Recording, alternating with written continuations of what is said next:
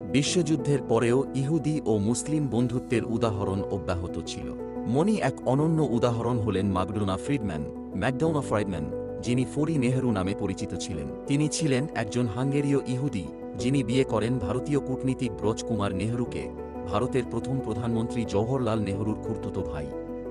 1947 দেশভাগের পর ফরি দিল্লির পুরানা কিলা এবং হুমায়ুনের সমাধি শিবিরে আশ্রয় নেওয়া মুসলিমদের সমর্থন ও সুরক্ষার জন্য গঠিত জরুরি কমিটির একমাত্র মহিলা সদস্য হন।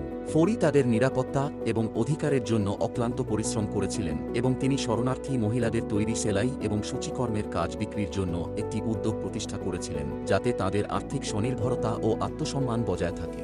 ফরি ছিলেন ইহুদি নারীবাদীদের একজন, যারা মুসলিম নারীদের অধিকারের পক্ষে দাঁড়িয়েছিলেন।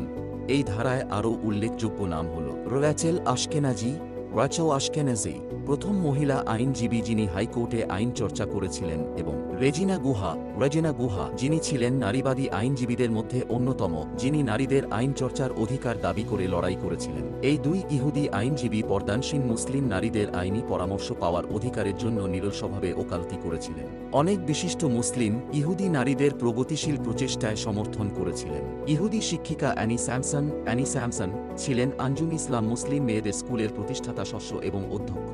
তৈয়বজি প্রথম বা শেষ মুসলিম ছিলেন না যিনি একজন ইহুদি নারীকে মুসলিমদের জন্য শিক্ষা প্রতিষ্ঠান গড়ে তুলতে ও পরিচালনা করতে আমন্ত্রণ জানান।